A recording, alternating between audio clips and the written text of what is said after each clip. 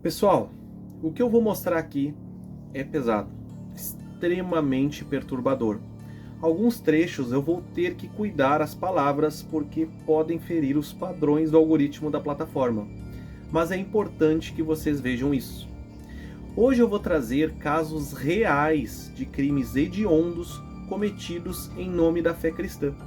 Torturas, massacres, assassinatos, tudo feito por homens que diziam estar obedecendo a palavra de Deus. E o mais chocante é que eles tinham respaldo bíblico para tudo. Esses horrores não foram desvios, foram consequências diretas de uma fé que legitima a violência. Então se prepare, o conteúdo de hoje vai derrubar a ideia de que a Bíblia é um livro moral, ou de que o cristianismo é sinônimo de amor e bons costumes. Meu nome é Douglas, eu sou aqui do canal Depois de Crente e por mais pesado que seja, esse é o vídeo que precisa ser visto até o fim. Assistam. Vamos lá?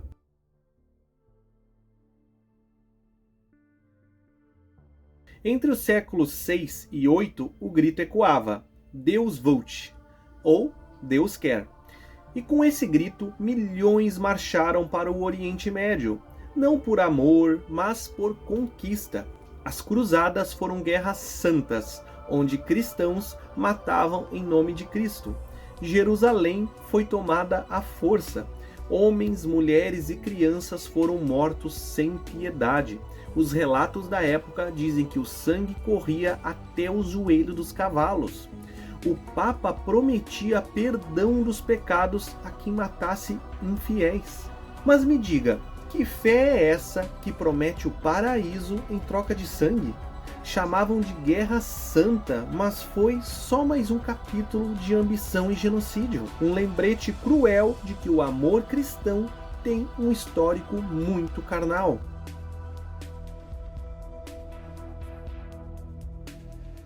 Durante séculos, a Igreja Católica torturou, queimou e assassinou pessoas, tudo em nome de Deus.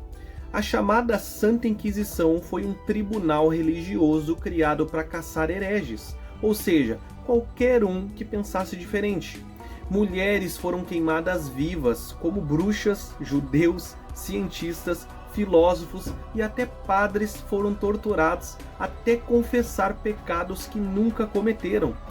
Usavam instrumentos como o garrote, que estrangulava lentamente, o pêndulo, que cortava o corpo aos poucos, e a dama de ferro, um caixão cheio de lâminas que atravessavam o corpo quando se fechava. Tudo isso com a cruz pendurada no pescoço de quem fazia. Séculos de dor, medo e silêncio, justificados pela fé. Isso foi a Santa Inquisição.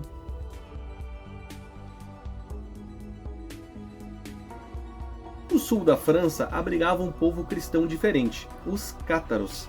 Pregavam simplicidade, rejeitavam a corrupção da igreja. E o Papa Inocêncio III não gostou. Em 1209 ele lançou uma cruzada, a Cruzada Ambigense. Cidades inteiras foram queimadas, cerca de 200.000 mortos. Quando perguntaram a um bispo como distinguir os hereges dos inocentes, ele respondeu: matem todos, Deus saberá reconhecer os seus. E o amor cristão virou apagamento cultural.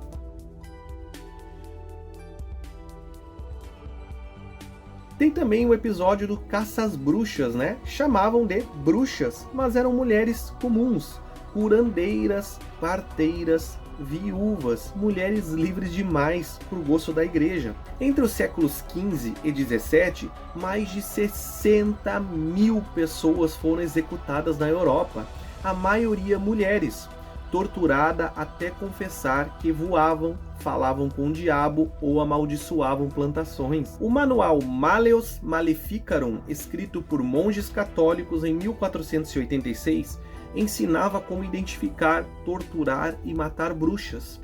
A igreja dizia que era para purificar a alma do povo, mas na prática foi um massacre contra a liberdade feminina. O medo virou fé e a fé virou fogueira.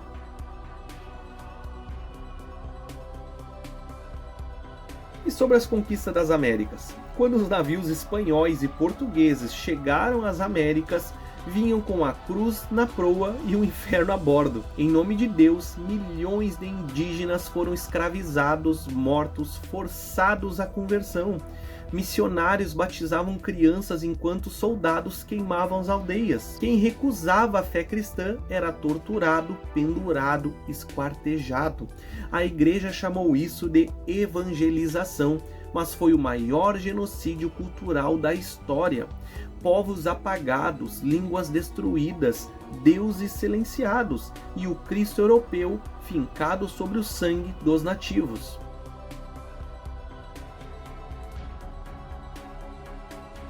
Católicos e protestantes, dois lados da mesma moeda, e entre eles milhões de mortos. A noite de São Bartolomeu, em 1572, marcou o massacre de mais de 20 mil protestantes em apenas alguns dias, sob ordem do rei católico francês. Depois veio a Guerra dos 30 Anos, em 1618, ali 1648, uma guerra por Deus que devastou a Europa e matou cerca de 8 milhões de pessoas. Igrejas se matavam em nome do mesmo Cristo. E o céu permaneceu calado. O amor ao próximo virou guerra santa.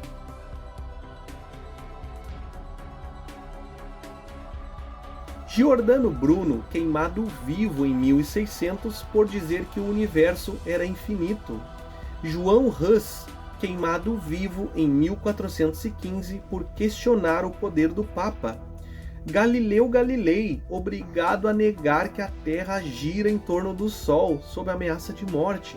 A igreja dizia que defendia a verdade, mas o que ela temia era perder o monopólio sobre ela. Pensar virou pecado e o conhecimento, crime contra Deus. Esse modo operantes funciona até os dias de hoje. É nítido.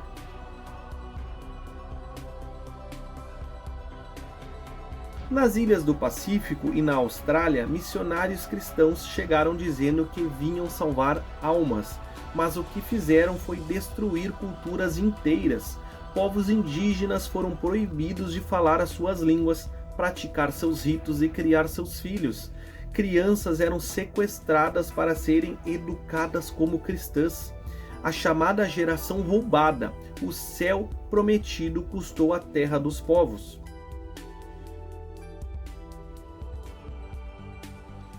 Chamavam de missão civilizadora cristã, mas a África viu o inferno, literalmente.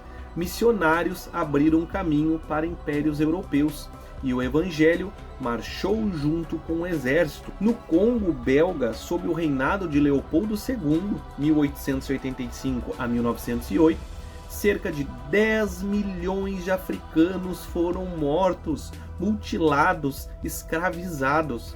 Padres rezavam nas plantações e a Bíblia era usada para justificar a escravidão. Diziam que traziam luz, mas o que deixaram foi só escuridão.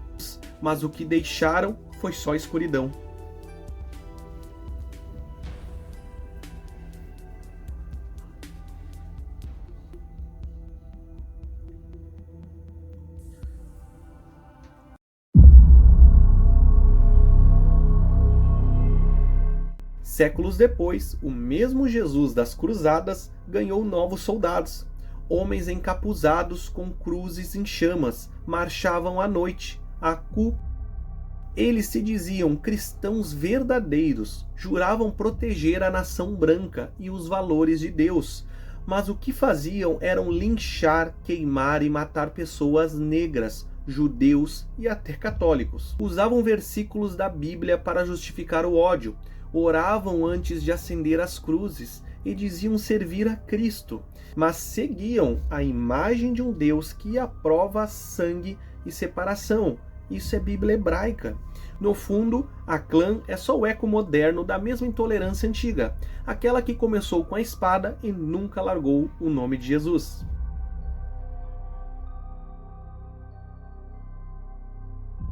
E Hitler? Hitler foi batizado, criou leis em nome de Deus e da pátria e dizia estar cumprindo uma missão divina. A Alemanha nazista tinha pastores e padres apoiando o regime. Cruz e suástica marchavam lado a lado. 6 milhões de judeus foram mortos. Crianças morreram de fome, frio e medo, em campos cercados por arame farpado. Em uma das paredes, em Auschwitz, foi encontrada a frase: "Se Deus existe, ele terá que pedir o meu perdão." E é exatamente essa pergunta que ecoa até os dias de hoje. Como um Deus onipotente, justo e amoroso assistiu tudo isso acontecer? Se o mal existe com tanta força, ou Deus é cúmplice, ou simplesmente ele não está lá.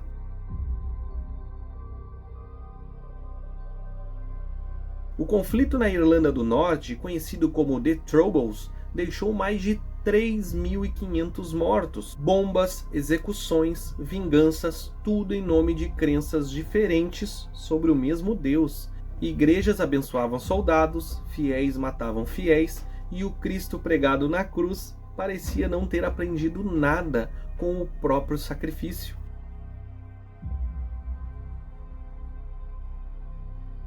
Ruanda, 1944, mais de 800 mil pessoas massacradas em 100 dias. E dentro das igrejas, o sangue corria. Padres e pastores entregaram refugiados tutsis para serem mortos. Igrejas inteiras viraram covas coletivas. Homens de fé transformaram o altar em armadilha. E o Cristo crucificado testemunhou tudo isso em silêncio. Cadê Jesus?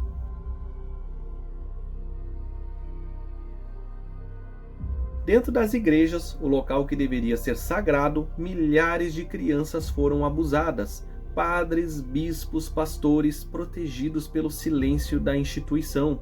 O Vaticano, por décadas, apenas transferia os abusadores de paróquia. Em 2002, escândalos vieram à tona. Boston, Irlanda, Austrália, Chile, Brasil. Bilhões pagos em indenizações, milhares de vidas destruídas. E a fé continuou sendo vendida como cura, mesmo sendo o veneno. E o inferno não está lá embaixo, está nos bancos da igreja. E agora, eu sei que o cristão vai dizer: mas isso tudo é abominável, Jesus não pregou isso, foram homens que não entenderam a Bíblia. Será mesmo? Porque quando olhamos para a Bíblia, encontramos o mesmo veneno que correu por séculos dentro da fé. O racismo, por exemplo, não nasceu do nada. Em Levítico 21, do 17 ao 23, Deus proíbe pessoas com defeitos físicos de se aproximarem do altar. Lá está escrito: nenhum homem com defeito se aproximará, nem cego, nem coxo, nem de nariz chato. Um Deus que rejeita o nariz chato e depois dizem que foi a igreja que inventou o preconceito? E as invasões de terra, lá das cruzadas e tantos outros? Deuteronômio 20, do 10 a 17, dá as instruções. Quando se aproximares de uma cidade para pelejar, ofereça-lhes a paz. Se não aceitar, então matarás todos os homens e as mulheres e as crianças e os bois e tudo que nela houver. O mesmo mandamento usado nas cruzadas, nas colonizações e nos massacres em nome da fé. E o fanatismo contra os hereges. Deuteronômio 13, do 6 ao 10, diz: se teu irmão ou teu filho disser: vamos servir aos outros deuses, tu o matarás. A tua mão será a primeira contra ele. Era Deus pedindo sangue. A Inquisição só obedeceu. E até o genocídio foi canonizado. Em 1 Samuel 15, versículo 3 está escrito: vai, pois, e destrói Amaleque, mata homens, mulheres, crianças e até os de peito. O mesmo Deus que ordena o massacre de inocentes é o mesmo que depois dizem ser o Deus de amor. Então, antes de culpar os homens, olhe para o livro que os inspirou. A Bíblia não foi o antídoto da barbárie, ela foi o molde. E durante 2000 anos a humanidade tem seguido esse molde, acreditando que é a vontade de Deus. E se existe um Deus que observou tudo isso, as fogueiras, as cruzadas, as colônias, os abusos, o sangue dos inocentes e nunca fez nada, então talvez, se Deus existe, ele terá que pedir o meu perdão. É isso, pessoal. Enquanto eu escrevi esse roteiro, Vocês não fazem ideia de quantas vezes eu parei, coloquei a mão no rosto e pensei: isso é inacreditável, que horror.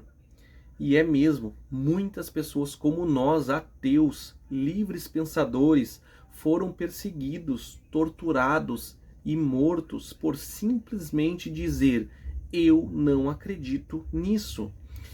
Quantos dos nossos antepassados, da nossa própria árvore genealógica, morreram queimados, enforcados, despedaçados, só por duvidar?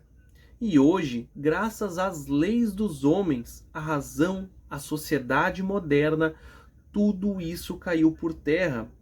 Hoje nós podemos dizer não acredito, sem medo de morrer. Hoje, homossexuais, mulheres e quem pensa diferente pode existir sem ter uma pera de tortura enfiada nas suas bocas ou genitálias por ordem de algum servo de Deus. Ser ateus, meus amigos, é um ato de coragem, é uma questão de honra, honrar todos aqueles que morreram por pensar com a própria cabeça.